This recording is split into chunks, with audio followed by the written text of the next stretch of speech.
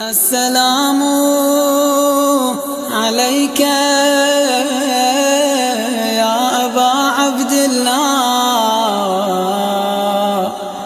السلام عليك يا ابن رسول الله بسم اللہ الرحمن الرحیم۔ ماہ مبارک رمضان کے 17ویں روزے کے دن کی دعا۔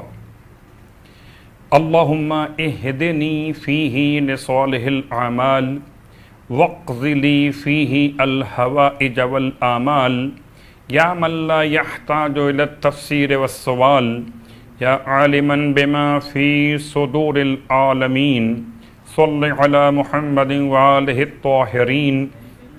اس دعا کی تلاوت کا ثواب یہ کہ اس کے پڑھنے والے کو بخش دیا جائے گا اگرچہ وہ خسارہ اٹھانے والوں میں سے بھی ہو۔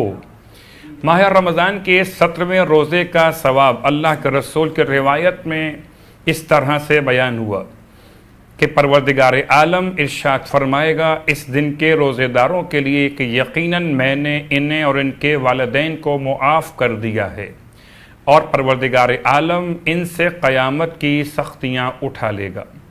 ماہ مبارک رمضان کے روزوں کے مسائل کے ذیل میں اگر بیماری کی وجہ سے روزے نہ رکھے ہوں اور بیماری اگلے سال تک باقی رہے تو روزے کا کیا حکم ہے؟ روزے کی قضا واجب نہیں ہے اگر بیماری اگلے سال تک باقی رہے، لیکن ہر روزے کے بدلے ایک مد طعام یعنی تقریباً 14 چھٹا گندم یعنی کہ 750 گرام یا جو فقیر کو دینا ہوگا۔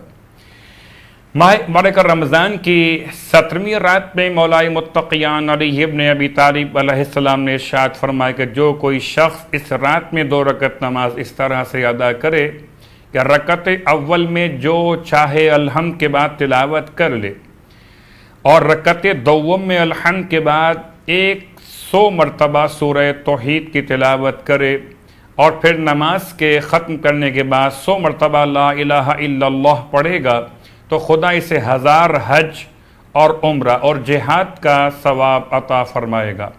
اس رات کو غسل کرنا مستحب ہے۔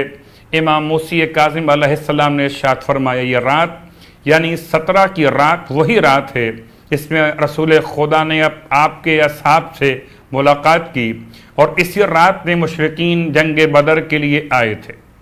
اس رات میں اللہ کے رسول کی یہ دعا، اللہم ھذا شہر رمضان الذی انزلت فیہ القرآن وامرت فیہ بعمارۃ المساجد والدعاء والصیام والقیام وضمنت لنا فیہ الاستجابہ فقد اجتہدنا وانت آنتنا فاغفر لنا فیہ ولا تجعلہ آخر العہد منا واعف عنا فإنک ربنا وارحمنا فإنک سیدنا واجعلنا ممن ينقلب إلى مغفرتک ورضوانک بحق محمد وآلہ إنک أنت الأجل الأعظم۔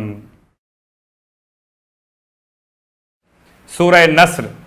جو شخص سورہ نصر 3 دفعہ پڑھے گا اسے کوثر پینا نصیب ہوگا، اور اگر کوئی اس کو 7 دفعہ تلاوت کرے تو دشمنوں کے شر سے محفوظ ہوگا۔